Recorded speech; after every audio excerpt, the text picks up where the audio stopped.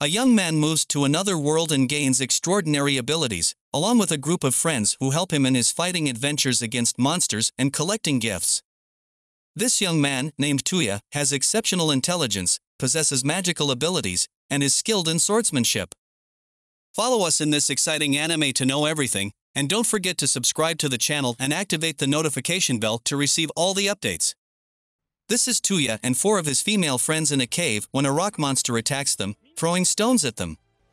One of the girls attempts to fight the monster, but her sword breaks into small pieces as the monster's body is stronger than steel. What should they do now? Tuya tells them to step back while he intervenes, using his magic to open a time portal and transport them to the sky, 10,000 miles above the ground to prevent them from crashing down. But to their surprise, nothing happens to them, and Tuya and his friends attack the monster again. One of the girls uses water magic, throwing a huge water bomb, and then adds a fiery punch to it, killing the monster. Then the blonde girl uses the power of lightning and thunder, killing another monster. Thus, they successfully accomplish their mission and defeat the monsters. After that, Tuya and his group return home through the time portal, where they are welcomed by the 2 girls, Renee and Cecily, who congratulate him on defeating the monsters and promoting them to the red rank, meaning they have become first-class adventurers. Renee wondered where Miss Shiska was, but Tuya told her that he had forgotten about her earlier. He went to get her some tea and she told him that she didn't believe he had forgotten about her and his promise to return home, but that he had a habit of abandoning girls. He was annoyed by her words because he didn't have that habit, but apologized for using the time portal to return home and not remembering her. The other girl intervened and told her to stop talking so much so that Tuya wouldn't get annoyed and actually abandon her. She said okay, and Tuya asked her what she wanted to talk to him about today. She said she wanted to talk about the automated transfer circles to Professor Babylon, but unfortunately they didn't have enough information about the subject. Tuya was surprised that she intended to search for them because he didn't see a reason to do so. She asked him if he didn't want to know more about ancient science or lost technology. He said he did, but it would require a lot of time and effort.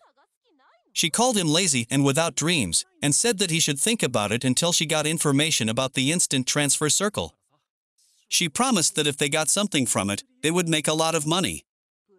After that, the leader summoned him to talk to him and ask him about his work and the phone he has because he is not good at using it until now, and this girl spoke to him and said to him, "Congratulations on the engagement. You have seen everything and bought them 4 diamond rings. You should now treat them with kindness and softness." And the next morning Tuya went to make a strong summon at the morning for one of his girls to replace the one he broke during the last fight. Then they went together and she told him, "I want to stay with you always, you should never abandon me." We are now going to the capital, where the king and queen are, and their daughter today. Her mother said to her, "Mother, be sure to dedicate yourself to Tuya more and support him as his wife." And the king said to Tuya, jokingly, "It is difficult to marry 4 women, and you have to give them their rights. In a child quickly, can you do this?" His daughter got angry and punched him in the stomach because he was not tactful in speaking. Tuya was stunned by the situation and how this girl could hit her father. The queen said to Tuya, "I apologize for this, but what are we doing now regarding the official announcement of the engagement 2 days ago, because there are some problems, and it is that the people who proposed to her will cause grudges and hatred between them, and there are many people who do not like us well, and you also have to accomplish some things in order to prove yourself that you are new to this girl's engagement." Today, then they went through the time portal, and he said to her, "Since I am your fiancé now, can I become king?" She said to him, "In the current situation, this is the likely outcome, but if I get a younger brother or my uncle has a male child, then the results will change, and I do not think that you want to leave me to think about your being king or otherwise, is this true?" He told her yes. And he spoke to himself, saying that I must achieve the achievement that the queen spoke about, and I think that she intends to do something that will achieve great benefit for the state.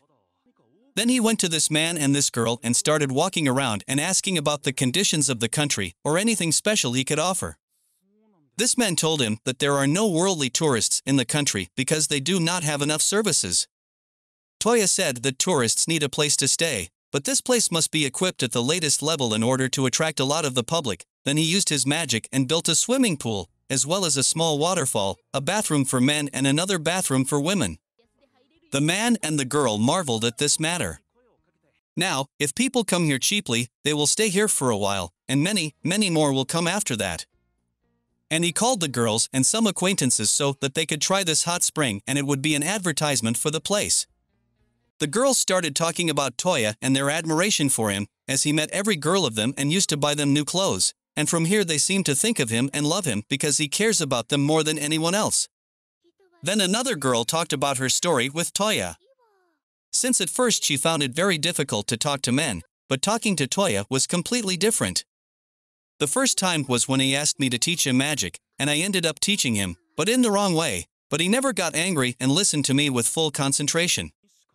For a short period of time, I managed of being his friend. And now it is the turn of this girl who wears a Chinese dress. She said this is normal for a kind-hearted boy who thinks of others more than he thinks of himself, helping the needy and the poor.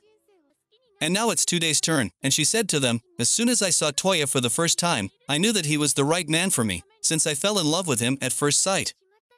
We go now to Toya and he is taking a hot bath. Then this girl entered him and said to him, finally, I found a relic of Babylon, so everyone was shocked because she entered the men's bath without any permission.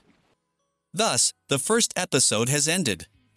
The story continues and the group heads to a ruin of Babylon. Lean mentions that the ruins lie in the Rabi Desert in the kingdom of Sandora and she states that they are buried under the sand.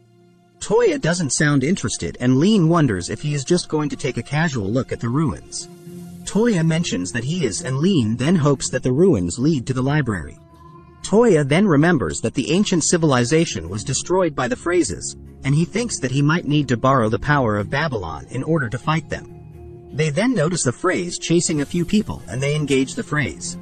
Else then uses wind magic to protect the people from the Phrase and leans that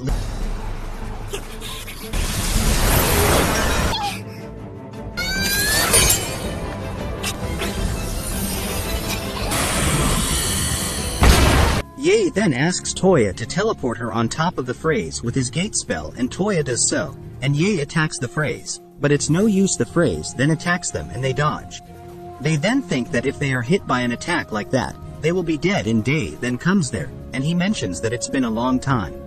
Enda mentions that he sensed the presence of the Phrase. So he came to take a look. Toya is surprised to see that Enda knows about Phrases and Enda mentions that he didn't expect an intermediate class to pass through the barrier.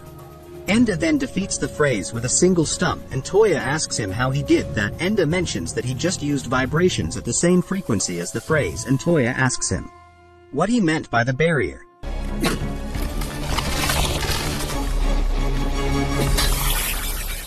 Enda explains that the barrier is kind of like a net and it protects this world from foreign invasion, but cracks are appearing in the barrier and the Phrases are using them to invade. Enda explains that this Phrase was just a soldier searching for the Sleeping King and he then leaves. The scene cuts to Toya and the group providing water to the people they just saved and the rescued people thanked them. The leader of the group introduces herself as Rebecca, an adventurer. Toya thinks that they are not equipped for desert travel and Rebecca explains that not all of them are adventurers, and some of them are slaves and they are on a journey to find a way to remove their slave collars. She explains that the collars can only be removed by their master, but he is dead and they are traveling to another country in the hope that they can find someone who can remove the collars. Toya then thinks that he might be able to remove their collars, and he uses a ports to remove all of their slave collars. Toya then asks them what they are going to do next and Rebecca mentions that, even though their collars have been removed, their slave status still remains, and they can't return to the kingdom of Sandora and she is going to take them to another country. Yumina then asks them if they would like to come to Belfast and Rebecca wonders who she is. Yumina then introduces herself as the Princess of Belfast, and she mentions that her country would be willing to take them in. Rebecca and everyone else then thank you. Nina and Toya teleports them to Belfast later. Toya tells the rest of the group that Rebecca and her group will be staying at his house for now, and they will make their future plans later. Lean then asks Toya who that man was and how Toya knows him. Toya explains that his name is Enda and he met him when he went to buy the engagement rings. He mentions that he saw Enda paying with a strange coin and he helped him to pay for his crepe and they told him that he didn't have any money and he was looking for a job, so he helped him register at the guild. He states that he didn't expect to see him in the desert and Francesca then recognizes the coin, and she mentions that it was minted over 5,000 years ago. The others think that the coin doesn't look that ancient, and Lean then thinks that Enda seems suspicious. As he knows about phrases, and he also has a coin from over 5,000 years ago, Toya agrees and Elf then asks him, "What exactly is a phrase?" Toya tells them that he received a message from Dr. Regina Babylon a while ago, and the doctor had a tool that could see into the future and she used it to watch Toya and the others. But one day the phrases appeared out of nowhere and they destroyed the place where the doctor was located. The doctor predicted that the world would be destroyed by the phrases, but one day the phrases disappeared suddenly and the world was spared. Lean asks Toya why he kept such an important thing, a secret, and Toya mentions that he couldn't find the right moment to tell them about it. Lean then wonders if the phrases were really so numerous back in the day, then why is it that nobody has witnessed them until now? Toya then mentions that Enda told him that the barrier that protects the world from foreign invasion has cracks and the phrases pass through them. Toya then asks Francesca if the people fought the phrases 5,000 years ago, and Francesca mentions that they did, and the doctor even developed an ultimate weapon to defeat them, but it was too late and the phrases had already left the world.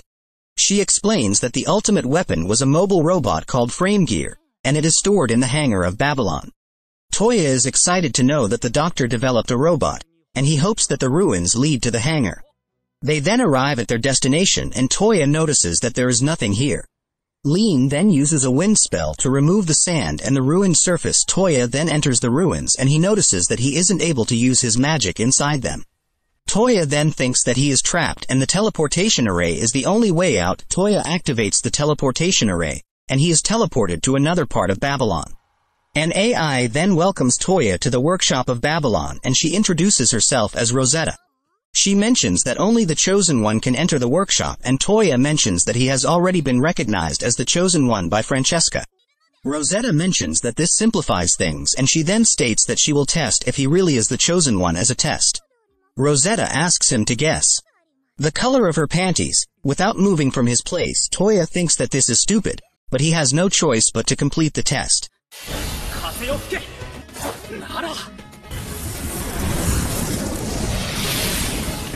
Rosetta then gives Toya a tour of the workshop and Toya notices that the workshop is just an empty white room. Rosetta then takes out the control panel and she mentions that this room can be used to create any tool or production platform. She explains that only her and Toya can operate the workshop, and she states that the workshop can also replicate any original objects, but the corresponding materials will be needed. Toya thinks that he can just use modeling to manufacture anything he wants, but this might help him to mass produce things. Toya then tries to copy his gun with Mithril, and the workshop creates a perfect copy of the gun. Rosetta mentions that he can also change the design of the gun, and Toya notices that the workshop can't copy the program installed in the gun. Toya mentions that he can just reattach the program, and he thinks that the workshop is really convenient, as it can also be used to make money. Toya then asks Rosetta about the frame gear, and she mentions that the frame gear was made here and she also assisted the doctor with its creation.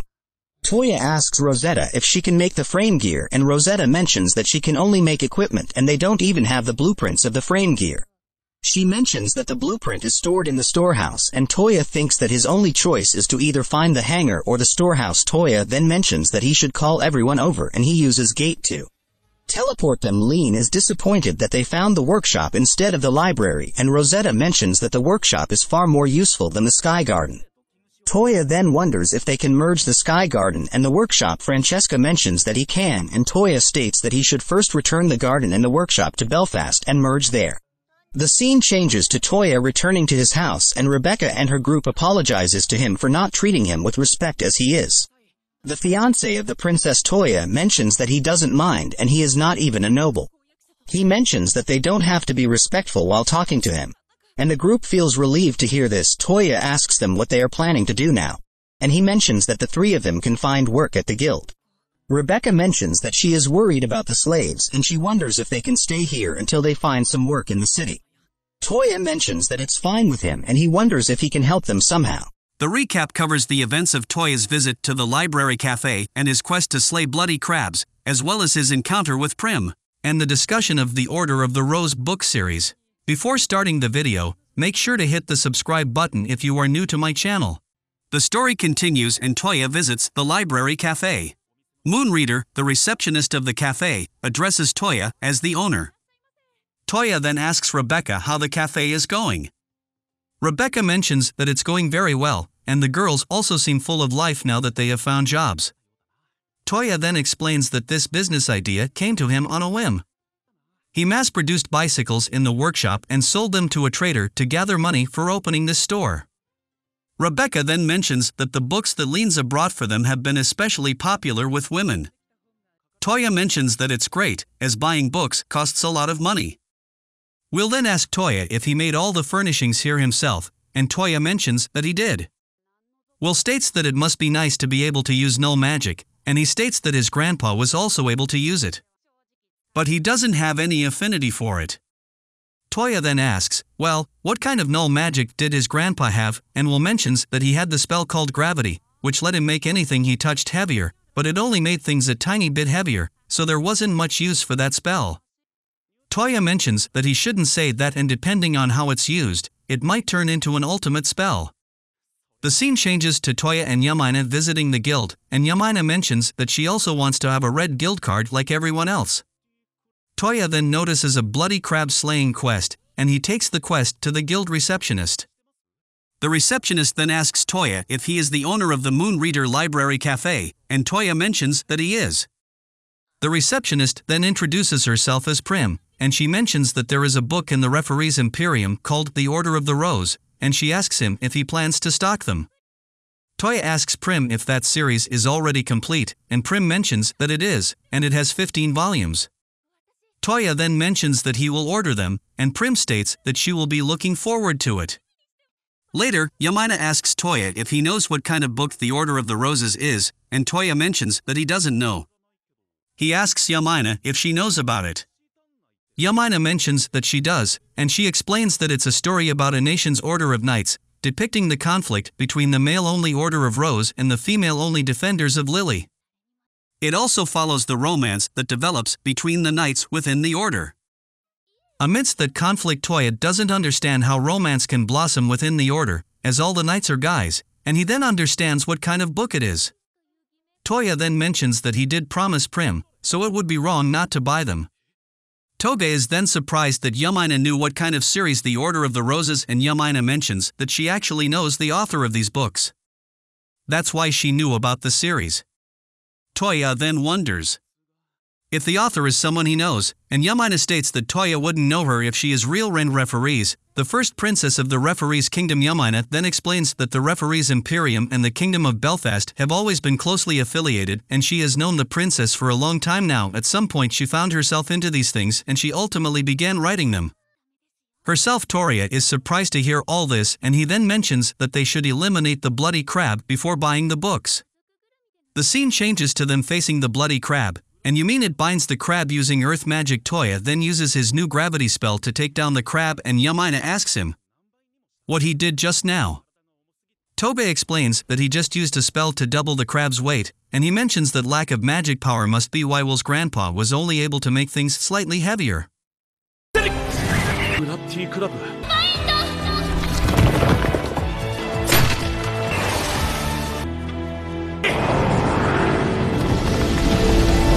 They then return to the guild, and Yamaina finally acquires a red guild card. Toya then tells Prim that he will be heading out to buy the books now, and he wonders if she could make a list of interesting titles from that genre. This gets Prim excited, and she discusses this with her fellow guild receptionists. They then make a list after some discussions, and they give the list to Toya. Toya then mentions that he wants to go to Bern, the capital of referees, and he asks Yamaina to share the capital's memory with him. Toya then goes to a bookstore in the Referees Imperium, and he gives the list to the store owner. Toya mentions that he is buying these books because his customers requested them, and the owner mentions that they have the full collection of these books, and she goes to get them. Toya then brazes through some more books, while the owner is bringing the books that he requested, and he thinks that he needs to buy books from the other genre as well. Otherwise, those sorts of books will take over the entire cafe.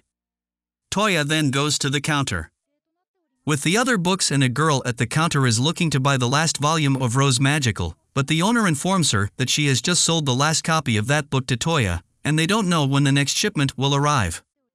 The girl asks Toya if he would let her have that book as she has tried the other bookstores and they were all sold out of it. Toya mentions that he came here to buy them as well, and he can't let her have it. The girl then notices that Toya is buying a lot of books in this Shauna, and she thinks that he might be really interested in this sort of thing. The girl then takes Toya to the side, and she tells him that she will autograph every volume of the Order of Rose if he lets her have the book she wants. Toya wonders what good her autograph will do him, and the girl then introduces herself as Real Refreeze. The author of the Order of the Rose. Toya doesn't believe her and to catch her lie. He mentions that it would mean that she is princess. Real can't believe that Toya knows her real identity, and Toya realizes that it's really her. Relia wonders if Toya is going to use this information to blackmail her and steal her brother's chastity, and Toya then mentions that he only found out about it because he heard it from Yamina. Real then asks Toya who he really is, and Toya introduces himself, and he mentions that he is the fiancé of Princess Yamina. Princess Release then thinks that Yamina is a girl, and according to the books Toya is buying, he should be interested in boys, and she wonders if he is after the king himself. Toya mentions that he isn't, and he then states that he will have to let Yamina explain things to her. Toya then gets Yamina with his gate spell, and she explains everything to Real. Toya then gives Relia the book she wanted, and he mentions that he copied it from the workshop. The scene then changes to the cafe, and Toya has stocked all the requested books. The receptionists enjoy the new books, and this makes the cafe busier than before. Toya then talks to Will, and he thanks him for teaching him that gravity spell. He wonders if Will wants his help with anything, and Will mentions that he wants to get stronger, as he has someone he wants to protect. Toya then takes Will to the Knights, and he asks them to train him on his way back. Toya meets Cells, and she mentions that she would like to take a dip in the hot spring, and she asks Toya to take her there with his gate spell. Toya takes us to the hot springs, and Else relaxes in the springs. Meanwhile, Toya asks the owner how the business has been going, and the owner mentions that it's been going great and they are earning more profits from the bath fees than the end. Toya then meets Zaynik, and Zaynik mentions that he is a regular here. The owner states that he has also started recommending the hot springs to the customers visiting his clothing shop, and Zaynik mentions that he has completed another outfit design that he received from Toya.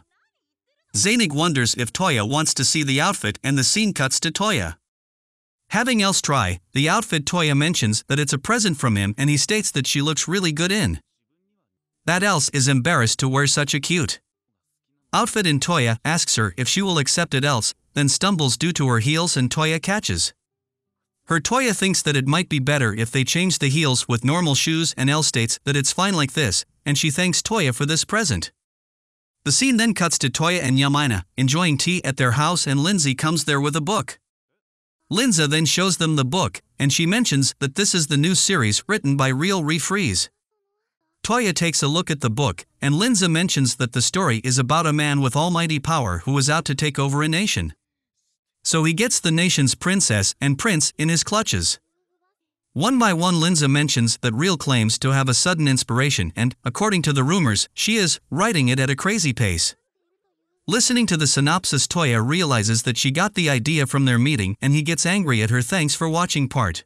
The episode begins with Toya telling his friend Lindsay that he wants to store the books in the Regulus Empire. It's his first time going there, so he got the memory from Laplace. He then asks her what she'll do, and she replies that she'll read a little, so Toya decides to go buy some books. They then go to the Regulus Empire, where there are some disturbances. When Toya sees all of this, he's shocked because this isn't an ordinary fire, so he uses his power to lift himself above the houses.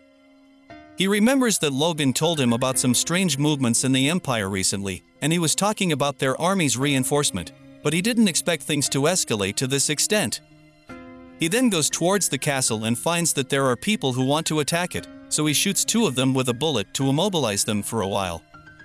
He then asks the castle's security about what happened, and a sick boy tells him that the army is rebelling against them, and there's a military coup. Toya takes him to his room and uses healing magic on him, so he'll be safe if he stays hidden there. He then continues his way because he wants to find the Emperor and help him escape through a gate, as he may settle the fight decisively once they don't find a hostage to kill. He enters the Emperor's castle, but he doesn't know where his room is exactly, so he takes a walk inside the castle. He hears someone screaming, so he takes out his phone to investigate what's happening, and he finds that there's a girl, and someone is trying to harm her within a 100-meter range. He then locates them precisely and goes there, finding that this person wants to kill Princess Lelouchia, who is the third princess of the Regulus Empire. He saves her and checks on her, finding that she has this wound on her arm, so he uses his magic power to heal her. When she looks at him, she trembles with fear, and he realizes that she's very shy. She tells him that all that's in the matter is that she hasn't interacted with men much before, so she was a little nervous. At this time, the guard Carol, a knight from the third organization affiliated with the Empire, came to check on her princess and told her that Toya had saved her when she was in danger. Toya explained that he was an adventurer from Belfast who used instant teleportation magic to visit the Empire to buy some items, and when he arrived here, he saw this chaos. Carol was shocked that he could use instant teleportation magic, so she pleaded with them to teleport the Emperor and the princess to a safe place. Toya agreed, and they introduced themselves before agreeing to take the princess to a safe place as soon as possible. However, Toya was very worried because the chances of the Emperor and the prince being in this condition were very difficult. The princess reassured him that she was prepared for anything that might happen to them and that she could not escape before them. Carol then led them to the Emperor's bedroom. When they entered, they found General Bazar attacking the Emperor as he lay on the ground, causing the princess to cry out of fear for her father. Carol asked him what he was doing to the Emperor and why he was doing it, and the general realized that they were still alive. Toya told him that he was an adventurer from Belfast who had come here to buy some things and wanted to understand what was happening so that he could decide which side to take. The general replied that the Emperor was suffering from a mental illness, and there was no better time than this to break the non-aggression treaty and invade Belfast. Toya realized that he wanted to take over the country and ignite war in it because Belfast was allied with its neighbors, Nismity and Rivers. They could not defeat these three countries, so the general said that they had not been sitting idle for the past 20 years after signing the non-aggression treaty. They used demonic magic to summon the Demon King, and indeed, this huge demon was summoned. The princess was very afraid. The general was surprised that he made a contract with such a powerful demon, but he explained that he sacrificed for him by freeing a group of criminals detained in the capital city. He also revealed that his magical power was self-made and contained in his bracelet, which absorbed magical power from others. Towa realized that when he felt weakness in his body, it was due to the bracelet absorbing his magical power. The demon then absorbed all the remaining magical power and used it to strike the general, who was shocked to find that he still had some magical power left. However, the attacks did not affect the monsters and the demon, and the general explained that one of the unique advantages of this demon was its ability to nullify magic and be immune to magical attacks. This unique feature was also present in the demon, which is why he contracted with him. Towa became annoyed and used his gun, but the general was able to dodge the attack. The general informed Towa that the bracelet on his other hand protected him from all types of magical attacks, making it his impregnable defense, and that no living man could harm him. Towa then looked at the Emperor and found that he was still alive, so he decided to save him first and then search for the prince. The priority was to save lives here. He used instant teleportation magic and asked the gatekeeper to transport the Emperor, Princess, and Carol to a safe place. He then withdrew from the scene, promising the general that things would not go as planned, but the general was not worried because no one could harm him as long as he had the Pollock bracelet. Towa used his sliding magic to slip under the general and make him fall to the ground. So Toya couldn't harm him physically, but he wounded his pride, knowing that the general would stop what was happening with his bracelet. Then Toya decided to use the illusion magic to leave him another additional gift before leaving, then he used the mirage magic and left through the portal, leaving them behind. When the general looked at his hands, it appeared to him that they were filled with insects, and he kept screaming. After several days, Toya sat with his friends and told them what he did with the Emperor, then he cast the healing magic on him. His friend asked him why he always sniffs everything like that, and he told her that everything happened despite him. When he went there and investigated, he found that there were 10,000 soldiers in front of 1,000 Imperial Knights, meaning 10 times as many, and they had to do something before the Demon King attacked Belfast. And he had an idea that might succeed, as he wasn't a fan of torturing anyone, but there was no other choice. The girls understood that he was planning to do something scary. Then he went to the emperor to check on him, and the doctor told them that they didn't need to worry as long as he rested. Princess Lucina thanked him and said, "This is very reassuring, and I am very happy." Then Toya saw his friend standing at the door and said to her, "You hid from me," so she entered and spent 2 days with them, and they got to know each other. Lucina said to her, "I am the third daughter of Emperor Zephyros," and Yamina replied, "You faced a difficult time, and I am glad to see you safe." Lucina replied, "I am pleased to hear that because I am Toya's fiancé." Then Toya spoke to her and said, "I will go to the castle now and deliver my report on the empire," and he left them and went. Dumina asked me if I loved Toya. She was surprised. She then said that Toya is the man who saved her life and he is very handsome and trustworthy. I replied that describing Toya's charm with one word is not enough, and I have some matters to discuss with her regarding an obstacle in front of His Highness the Emperor. Later, the king spoke and said that he did not expect to receive both good and bad news today. Dumina will receive a younger brother or sister, and he has mixed feelings about it. Toya then suggested that if the child is to come, he should be the heir to the throne. The king asked him to explain his plan to defeat General Bazur, and apologized for burdening him, but asked him to continue with the matter. We then see Toya with this girl, and she asked him if he had finished his preparations. She mentioned the absorption bracelet and the pulveric bracelet, and he was surprised. She meant that both bracelets leaked from the storage and fell into the hands of the general. He asked her if the eternal gem, which grants immortality to its owner, had caused a stir in Aishan. She also revealed that it was a handmade item that leaked from the storage, and blamed the storage manager for being negligent. Later, we see Lu happy that her father woke up and thanked Toya for saving their lives. Her father said that this rebellion happened because of his weakness and lack of resourcefulness. Toya told him that he happened to be in the capital city while shopping, and asked what he will do now. He replied that he must defeat General Bazur and draw up a plan as soon as possible. Lu told him to look for her older brother before taking on General Bazur, as they don't know if he is alive or dead. Toya asked her if the prince has any unique qualities, and she answered that his hair is silver, but she doesn't know his other qualities. Toya was surprised and told her to close her eyes and imagine what her older brother looks like now. Toya, I have met this man before, but I did not expect him to be the prince. Then, Towa revealed the prince's location through the phone, and the king asked him, "Are you sure about this? You will face a devil and an army of over 10,000. Can you face them alone?" Towa replied, "I will handle it. I have powerful allies with me in the end." After that, Towa talked to his allies and asked them to follow Elsie and Ye to suppress the army. They tried not to attack anyone who surrendered to them, and Towa said he would defeat the demon lord and the general. They launched an attack and defeated everyone in the capital, but then the monster appeared. The monster hit Towa, but he blocked its attacks and used his power to strike back with all his might.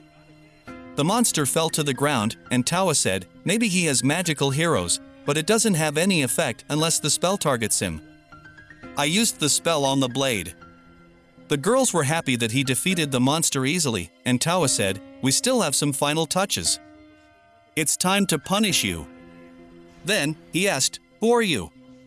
The man replied, "I was a second-ranked monster. You shouldn't have been able to defeat me alone, even if you defeated the demon lord. I still have the advantage of magical heroes, and I have the polyphilic bracelets and absorption. Nothing makes me afraid." Then Toya uses his power and these things appear. He says it's a very welcoming gel that purifies water. It has one negative aspect: after an hour of his death, it emits a very bad smell, and the slime in which the man fell in here died an hour ago. Then the hardened glass made in the workshop is very dazzling. I cannot smell it from here, and the man faints and the monster disappears.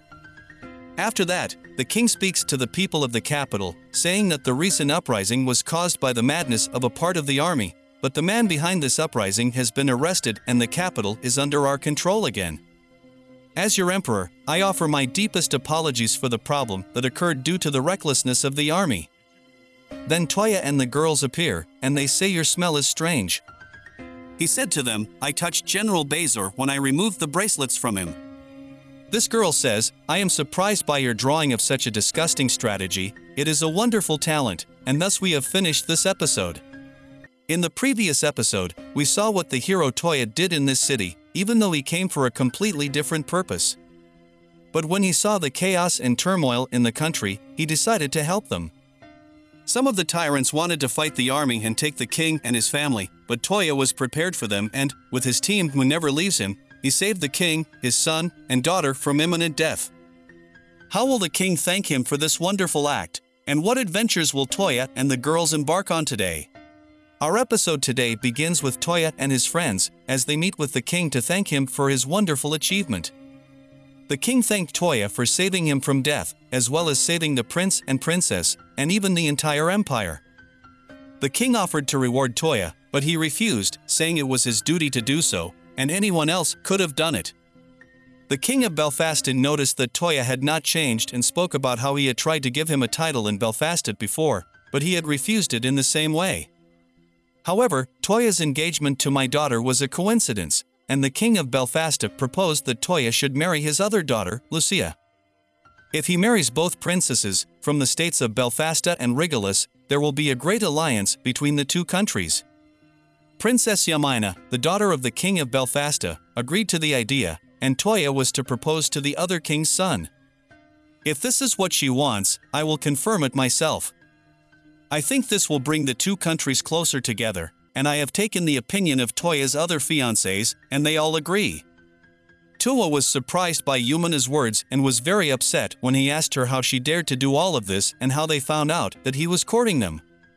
The king laughed and told him that this matter had been discussed in depth before, but he would make sure of his daughter's decision and ask her again if she was sure about this and marrying Tuwa.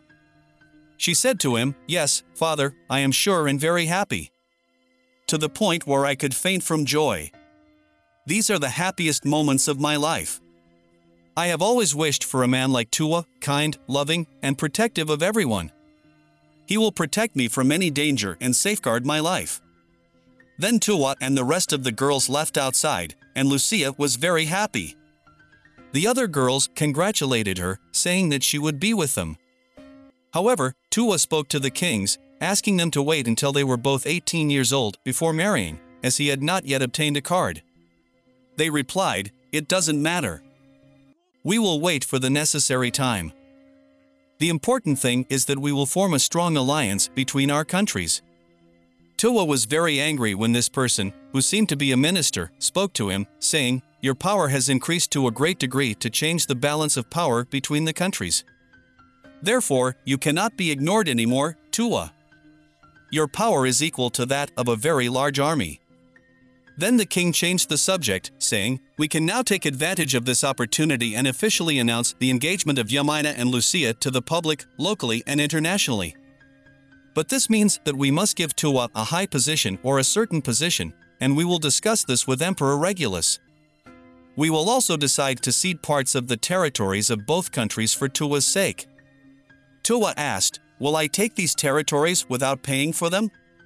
The king replied, "Yes, and you will also establish a small state on the borders of Regulus and Belfast." Tuwa was amazed by all of this. This means that he will build an entire country, and the amazing thing is that he will also be the ruler of this country. The king mentioned that it will be a state without inhabitants, but they have to do this in order to prove that he is the king and to propose to the princesses publicly and in front of everyone. The inhabitants in this area are the ones who will come with him there, but it will be an independent country, meaning that you will be free from any interference by other countries. You can also create your own laws and do as you please, and when you do all of that, it will make you suitable for marrying the princesses. Yuya talked to himself, saying, I think it's a tempting offer. When I thought about it, I learned that these two men had already prepared for this, and I think that this tempting offer can help me gain both status and a large land, and I can do what I please with it. At that moment, Tuya said, "Okay, I accept your offer gladly." The next morning, Tuya and the princesses had breakfast together, and then they talked about Tuya becoming a king. They couldn't believe it, they didn't expect all of this, and Tuya didn't expect this high status and a lot of land. Then, the princesses talked to him about the name of the land, and he thought for a moment and said, "I found its name, Duchy of Brunhild, and its translation is the Maiden Warrior. Then they asked him when they will go to this country, and he said, if we leave now, they will announce our engagement with Yamina and Lucia immediately. But if we stay here, they won't do it now, and I think you love the city of Belfast and you don't seem like you want to leave it. One of his friends said, I think leaving the palace here to be used as an operations base in the capital is practical. It can be called the Embassy of the Duchy of Brunhild. Tawa was delighted with this choice because it was very appropriate, but we must build a new place to live in there. Finally, Princess Lucia entered in her new white dress, and her father pointed to her from outside the country. Tawa looked at her and was very pleased because he loves this color. Then the girls talked to her and asked, what kind of house do you want to live in, Lucia? She replied that we were talking about this with my father a little while ago. We want to build a big castle, and eventually, you will be the ruler of a country. Princess Yamina said, that's a very nice idea. Tawa continued to think about the matter, and it seems he was very excited to do it. At that time, the other girl entered, eager to work and wearing her work clothes. We now move to the workshop where this girl owns this large workshop, which has automated tasks, and you can also examine any target and modify it to suit your taste and build it for you. We will go to the site and create the parts according to the data, then reshape the land and move the parts automatically inside and assemble them together. It should be completed within 3 days. Once we have all the materials, we can start building at any time. Tawa asked her, do you mean the raw materials for the castle, such as marble and bricks? She replied that there is also glass, wood, copper, iron, and other metals, as well as silk, cotton, and other fabrics, which are among the necessary materials. Then he angrily told her, we can't do that. She replied, this is Lucia. All of these materials must be new. He responded by saying that if the materials were broken, they could be recreated, so using old ones would be better. She then told him about a deserted castle in the northern region of the empire, which they all liked and agreed to use as a building site. After 3 days, they were amazed at the castle's construction, and the girl said, this is the power of the workshop. The girls were impressed and wanted to enter the castle. Then, Lin spoke to Toya, saying that she had become a king, and that she was shocked and would marry the princess of the Regulus Empire. He asked if she had come to make sarcastic remarks, and the engagement announcement would be made later, and her position would change if the queen was pregnant with a boy or girl. Lucia then spoke and said, but I ended up being sent to this country, so I want to find a place to live. He told her that he thought she was the ambassador to Belfast, and she replied that she had thrown that responsibility onto someone else, and things here were very entertaining. She was also tired from her long journey, so she would take a break. Toya then put a key in the gate and told Rini that only those who were authorized could cross it, and he recorded everything he had recently used. They tried to touch the metal plate and Rini entered the door, then told Toya that there was a message from the king. The king then spoke, saying, this is the Empire of Rivere. This is Emperor speaking to Toya, saying that he has heard a lot about him from the King of Belfast, and he desires to form friendly relations between his empire and Toya's country. He also wants to ask for Toya's daughter's hand in marriage. The Emperor has heard that Toya has completed the construction of the Brunhild Castle and would like to be invited to visit it. Toya asks if the rulers of other countries can be invited to meet him, to which the Emperor agrees, stating that it is good to build friendly relationships between countries, even kings need to relax and let loose. Toya then speaks to himself, saying that it is fine to invite them, but where should they start with the preparations? They can perhaps have their team at the Moon Reader Cafe to make up for the lack of manpower. Toya suggests playing bowling, billiards, and maybe even table tennis, and he will provide balls, dummies, and air hockey. They try everything to welcome the king. To which Toya says, I will need things like this for the kings and emperors. It seems like I can leave the entertainment room for them, and that would be the only safe thing. I will use magic inside the castle, but I want things to be more secure before the royals enter. Then, a girl appears and he asks her, what are you doing here? Are you on a mission? She answers, no, I am no longer a shinobi. I made my way here, hoping to serve you. Toya is surprised and says, the Takeda family has been ended?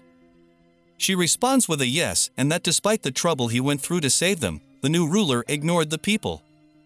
Ignoring the new ruler, raising taxes, and interfering in the affairs of other regions and doing as he pleased, Kusaka-sama tried to admonish him, but he refused to listen. In the end, his land was seized, and he thought to himself, one of those foolish rulers.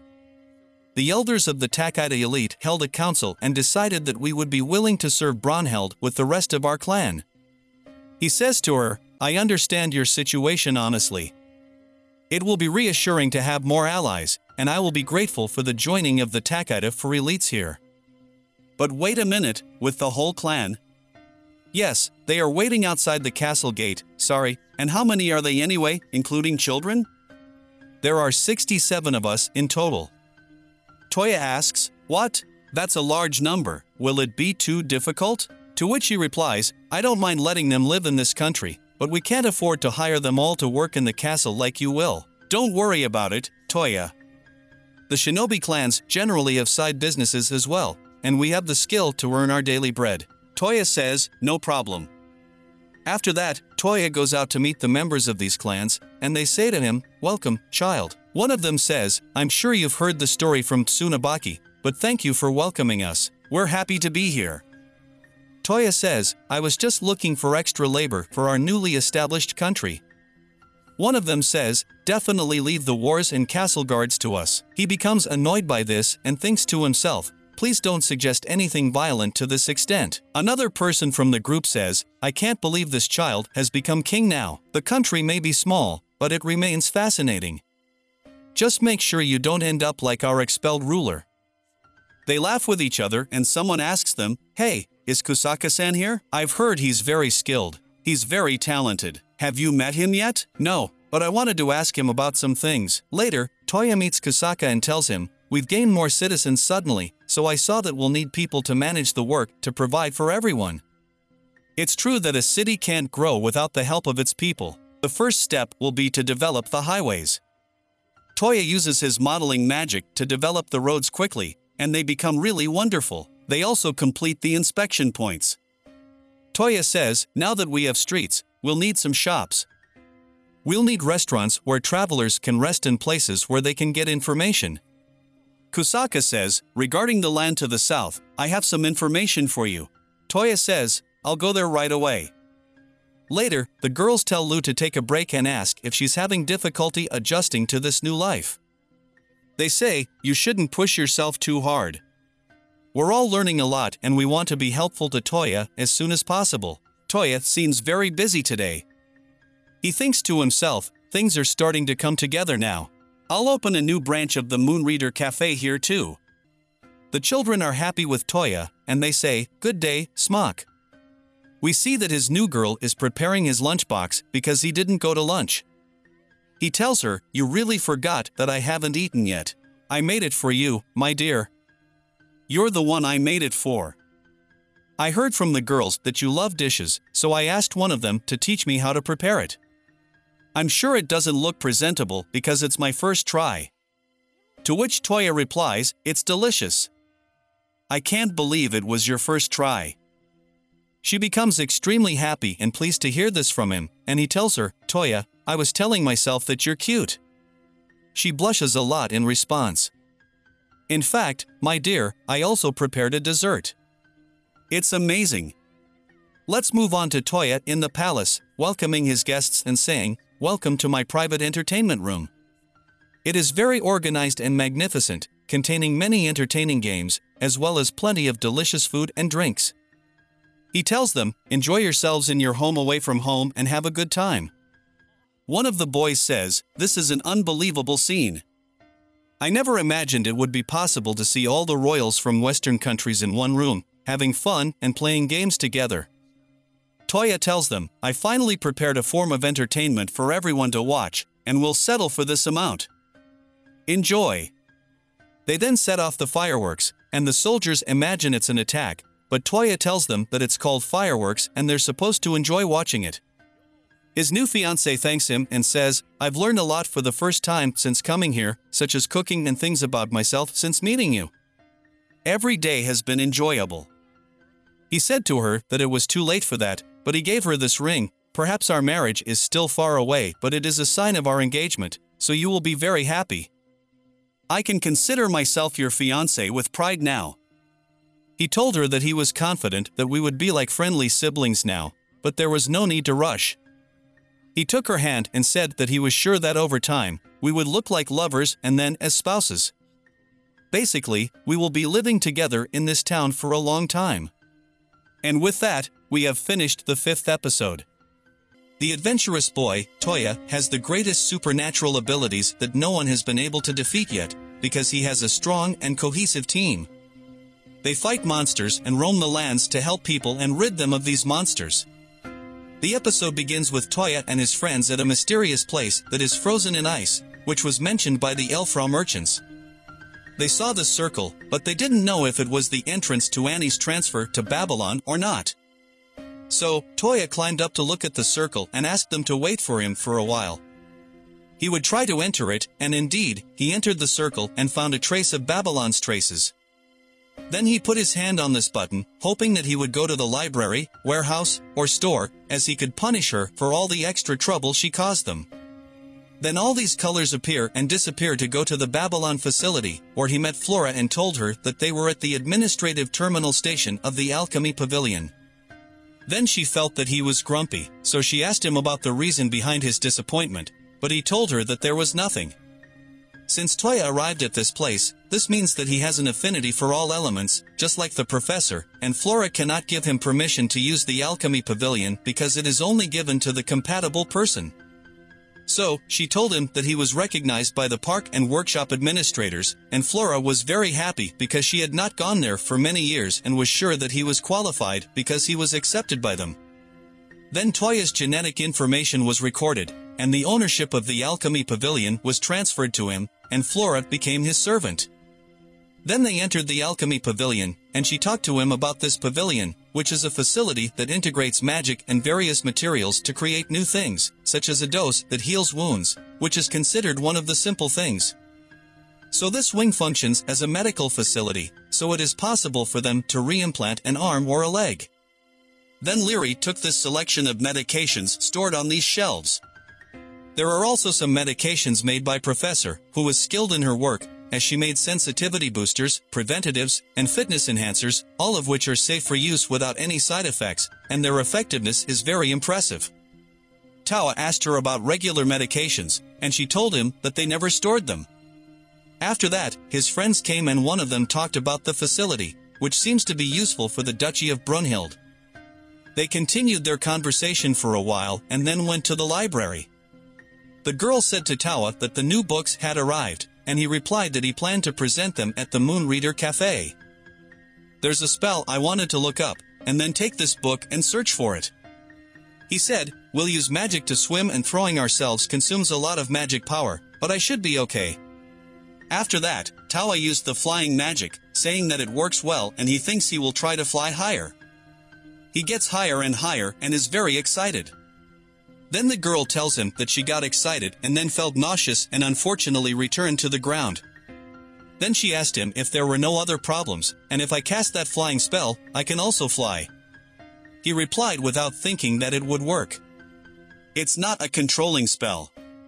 You can't use a strengthening spell on Lindsay, but you can fly if I carry you." She said to him, "No, that would be a bit embarrassing." Then he said to her, "But perhaps you can fly if you combine that with a spell to lift things up while I was looking for a flying spell that makes things rise to the user's arms." Then he tries the spell on her and she flies up. He said to her, "We can fight the enemy fairly and justly." She asked him, "Is that why you were looking for flying magic?" So he said to her, "We may have to face enemies who can fly, and there is always a chance of encountering another bird prey as well, so I will fly again."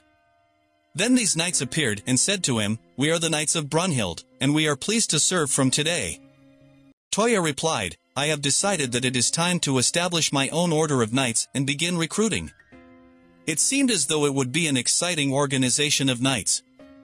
Then the phone rang, and Toya answered it.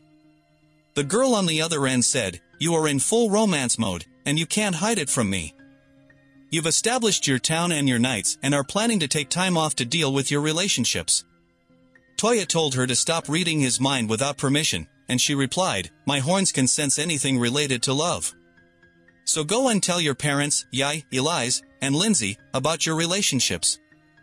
After that, we see Toya with his parents, Bai and Bayo, talking to him in a low voice. "I saw things as I said they would turn out. This man is now my hope, Yae, and I hope you take care of him like your other fiancés."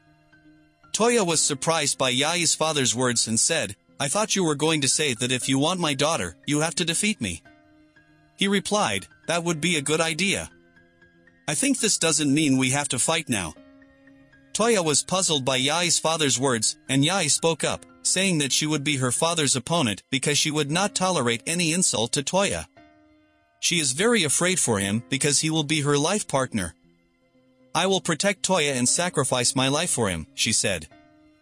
Then the mother asked her what that meant, and she told her husband that there was no need to fight because she was happy to have met such a wonderful partner like Toya.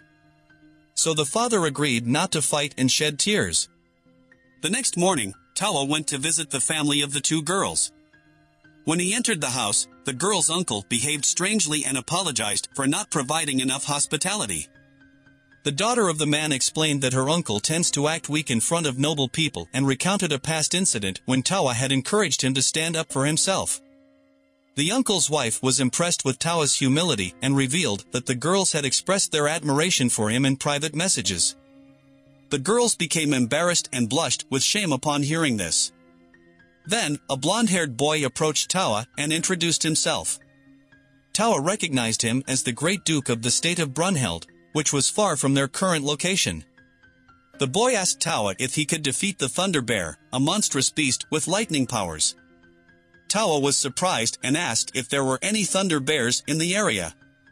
The man's wife revealed that some of these beasts had been spotted recently, wreaking havoc on the fields and destroying everything in their path. Tawa knew he had to stop them before they caused more damage and destroyed the entire town. He went to defeat the Thunder Bear and returned after killing many of the savage bears. Relatives of the girls spoke highly of Tawa, describing him as strong and kind, treating everyone with humility and compassion.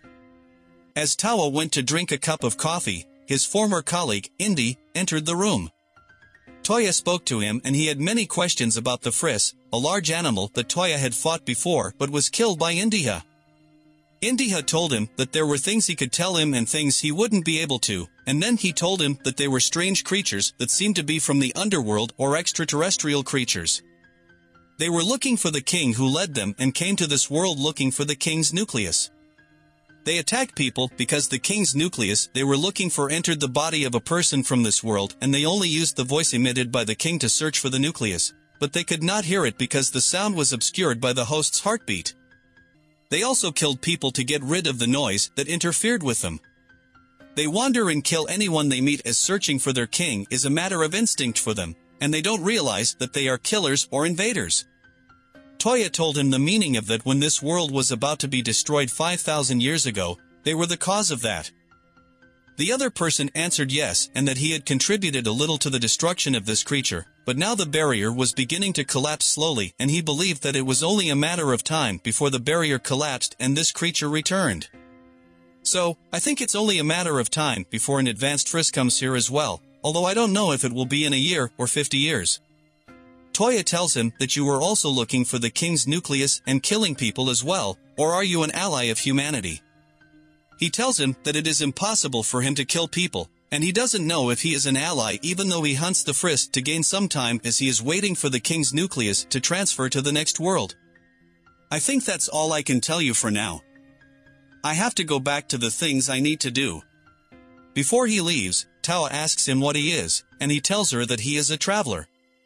She bids him farewell and he departs, but Tawa remembers that they will be in real trouble if a herd of prey appears as it did 5,000 years ago, and our only means of defense is to fight them. We then move to the workshop where Tawa asks the workshop owner if anyone can operate the tire gears. The owner replies that a person's magical power and unity play a role, but anyone can operate them with training. Tawa informs her that we can use the workshop's copying function to produce them in large quantities, but it turns out that this is very difficult because it requires a huge amount of materials and is also complicated. It also takes a whole day to produce a single tire frame model. producing large quantities of them from scratch is the best that the workshop can achieve on its own. The storage units stored in the warehouse have approximately 4 to 6 units of each type, and Towa is surprised to find that they had planned to fight the prey with this very small number. It turns out that they suddenly disappeared just as we were about to start production in large quantities. At present, Towa thinks that the most we can do is gather materials and search for more in Babylon, but we will need to gather information to find them as well. We then move to the palace where the black snake tells us that in this case, we will need something that can fly because they are very fast and can go to different places. The turtle then tells Towa that she should make an agreement with the Emperor of Flames, as she owns the wings that carry fire, which are our counterparts. If she calls them and makes an agreement with them, she should call thousands of birds at once. The snake agrees to that and asks Toya about the appearance of the Flame Emperor. The cat tells him that he is a calm person despite his powers and has the best personality among all of them. This angers the snake because he believes he has a great personality in himself, so the cat tells him to be quiet. After that, they go outside the palace to summon the Flame Emperor. Toya uses his power to extract him with a spell and says, "You who rule over summer, flames, the south, and the shores of the lake, obey my voice and appear before me." Suddenly, he appears before them, and he seems very powerful. It turns out that they know each other well and haven't seen him for a long time. The animals talk to him, and they love his presence with them. They tell him that Toya is the one who summoned him, and he is their lord. Then, they make an agreement, and Toya is surprised by his easy agreement to it. The bird tells him that he is strong enough to lead the White Emperor and the Black Emperor, so there is nothing he can do to change the result. "Now, give me a name, and let's make the agreement." He names him Kogayaku, and he likes this name and asks him to call him by it. He tells him that he relies on him to achieve their true goal. Then, the bird uses his amazing power to convey Toya's voice to all the birds and asks them to inform him if they find any ruins, suspicious buildings, strange structures, or unusual monuments. Indeed, all the birds respond to the call, and he hopes that will help them find the remaining Babylon. And with that, episode 6 ends. Follow us in the next episode, and don't forget to subscribe to the channel and activate the notification bell to receive all the new updates. The episode begins with Toya waking up from his sleep and finding his girlfriend, Yamina, next to him. He is shocked because he went to sleep alone last night, and no one has ever slept with him before. Furthermore, he didn't sleep well, as no one has slept beside him before. Yamina woke up from her sleep, and Toya asked her what she was doing in his bed. She told him that she became his wife, so she stayed with him. However, he couldn't believe that they are married, as he has been recently focused on the state and hasn't paid attention to her at all. Yamina left to prepare breakfast for him, and then Toya went to the park, still shocked by Yamina's actions. In the park, a bird approached Toya and informed him that it just received news from one of the birds they sent for exploration. They found something described as a pitch-black pyramid made of an unfamiliar material. It resembles the ruins of the alchemist's wing, and it could be a real treasure. Toya wonders about the location of these ruins and gathers all his donations in one place. He informs them that he plans to go to Babylon, which is located on the western side of the Sandora Kingdom. The island is much smaller than Bernheld, so this would be their fourth Babylon. If luck is on their side, he hopes it will be the storage this time, maybe the amber. However, his girlfriend suggests that the library might be suitable, and she would be very happy if it turns out to be so. Alternatively, they could try the tower or conduct research. Toya informs them that Ind mentioned it's only a matter of time before an advanced foe appears. Therefore, he hopes to obtain frame gears soon. Then Toya and his friends head into the forest, where the ruins seem to be right in front of them. They don't find anyone who has ever lived there, which means there are many animals and monsters wandering around. They quickly encounter a huge monster, and they all get ready for anything that may happen. Toya asks his small bear, Paula, not to fight with them because she's too small. The monster attacks Toya, and his girlfriend saves him by hitting one of the shots in its eye. Then his other friend uses the power of ice binding to restrain him with it. Afterwards, all of Toya's friends collaborate to kill him, but he was a very weak monster, not impressive at all. Despite being a beginner rank, he had tough skin that they could use for something. This angered Toya greatly because he couldn't do anything afterwards. Then he heard a voice coming from the other side and quickly ran to check the place, but his friends were faster and saw what was happening. They killed many monsters, and Toya can rely on all of them at any time. Paula persuaded Toya to go to this place before any of their friends saw them. Then they went to this pyramid and placed their hands on it, and they were transported inside. There, they found an instant teleportation circle to Babylon and talked to their friends that Toya found what he was looking for and will teleport immediately. The girls asked him to be more careful, and indeed, Toya instantly teleported to this place. This girl comes to him and tries to hit him with a big machine because he was the first to dodge her instant kill attack. Toya says, this girl is the director of Babylon, but she's tiny. Then he asks her who she is, and she answers that she is the director of Babylon and her name is Monica. She asks him to prove his strength to her. Then she attacks him, but he uses the sliding power, causing her to fall to the ground. She attacks him again, but he uses the shield power, causing her to fall again. She gets very angry and says, you surrendered and admitted that you're compatible. From this moment on, you'll follow my orders. The recording and genetic information storage are complete, and ownership of the amber will be transferred to him. Toya is very happy, and then they enter the place, and he says that it's very spacious. She answers that spatial magic is used on the inner parts of the amber, so it's much bigger inside. Then Monica opens this door, and Toya is surprised, so he says, this is the original frame shield, so it's an old mode.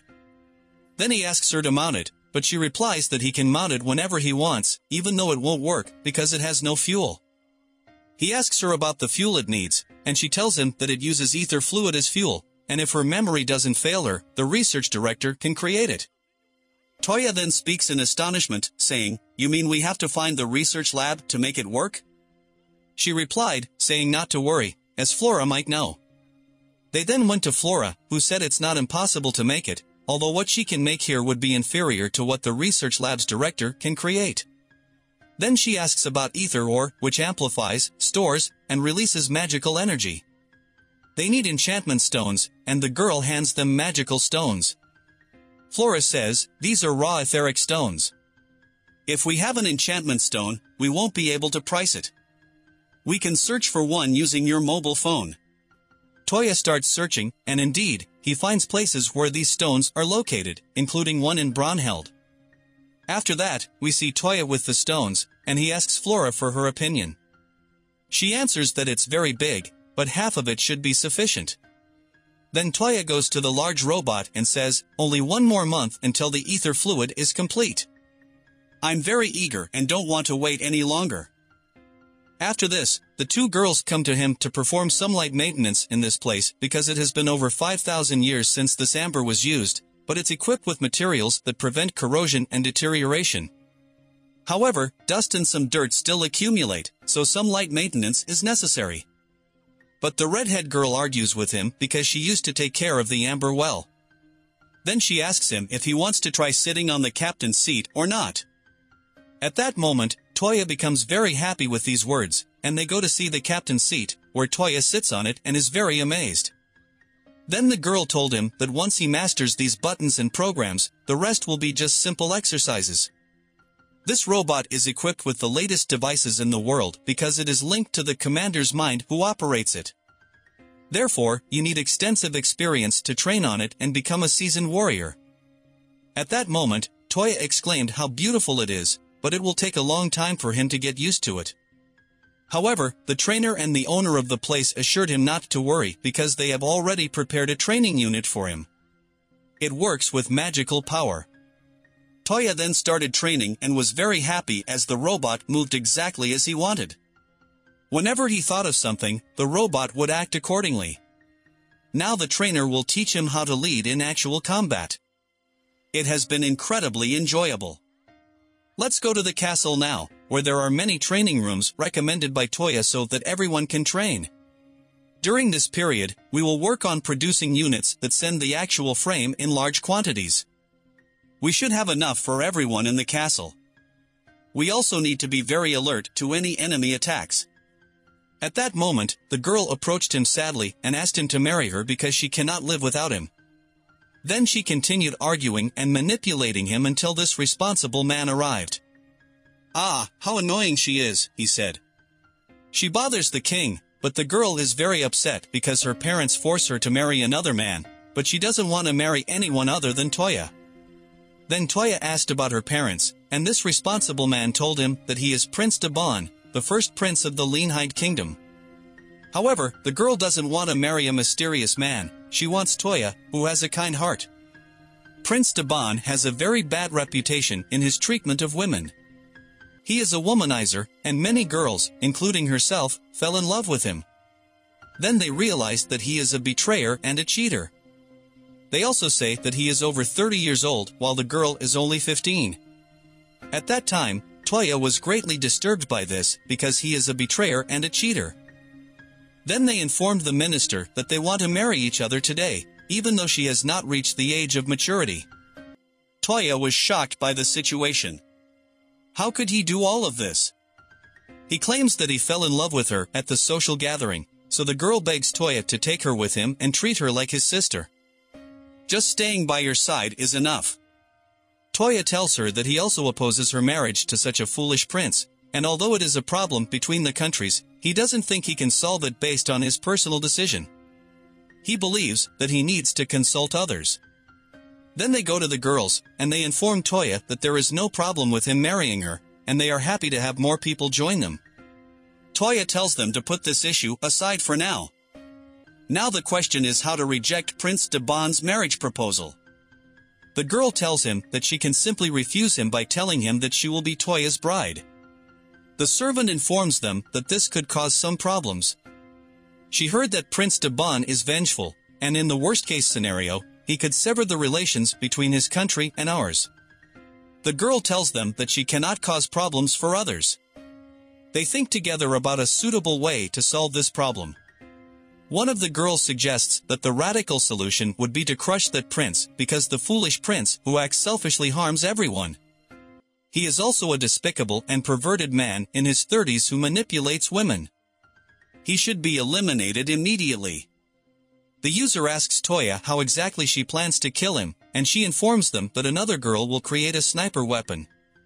Another person suggests a little bit of potassium cyanide to extinguish his light, and another says they only need one blow with a pipe wrench. Toya gets annoyed with these foolish opinions and tells them that, in any case, let's start by visiting the Duke. We can tell him about our feelings regarding this and let him think about something. Maybe there's something we can do together. They agree on that, and indeed, they go to the Duke, who tells them that he was also thinking about this matter. However, if you agree to marry Suwa, then I will have some options at least.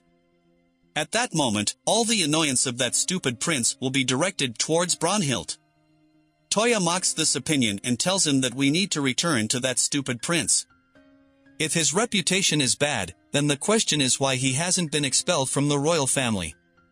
The Duke tells him that Wardak, the Prime Minister of Lanhia, has influence, and I wouldn't be exaggerating if I said that this man holds all the power in Lanhia. Rumors suggest that their king is just a figurehead. Toya asks who this Prime Minister is, and the Duke tells him that Wardak is from the same family as Queen Dakia, the mother of Prince Saphan.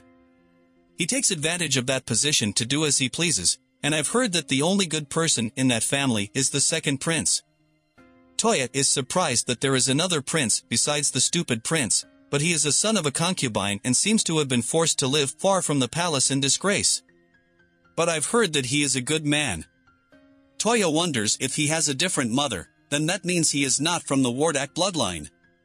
The Duke tells him that the mother of the second prince was kept isolated due to illness, and there is no support for her. It seems that all the prince can do is barely keep her alive. Toya feels sad about this tragedy, and suddenly the servant enters and informs them that the envoy from Lanhia has arrived.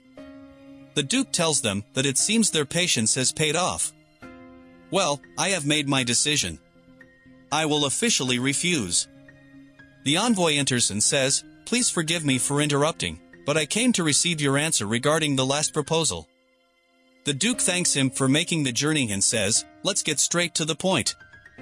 We appreciate your gracious suggestion, but I am forced to decline. The reason is that my daughter has chosen another man for marriage." The envoy asks who that person is, and the Duke points to Toya and says, His Majesty, the Grand Duke of Brunhild, Mochizuki Toya, is the man sitting in front of you. The envoy is astonished that this man is the Grand Duke of Brunhild. The envoy then kneels before Toya, but Toya stops him and tells him that he doesn't have to do that for him. They inform the envoy that they didn't expect to meet His Majesty here, and they thank the Lord for it. They have heard about the Duke's accomplishments from many places. The envoy apologizes for asking, but he wonders if it's true that the Duke can use instantaneous teleportation magic. Toya confirms it and the envoy begs him to save his mother. Toya tells him that he explained everything from the beginning and informs him that his name is Cloud Zephyr Lanehia, the second prince of the kingdom of Lanehia.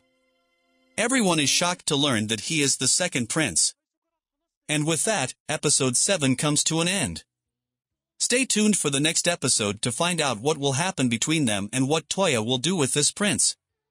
We hope you subscribe to the channel and activate the bell notification to receive updates.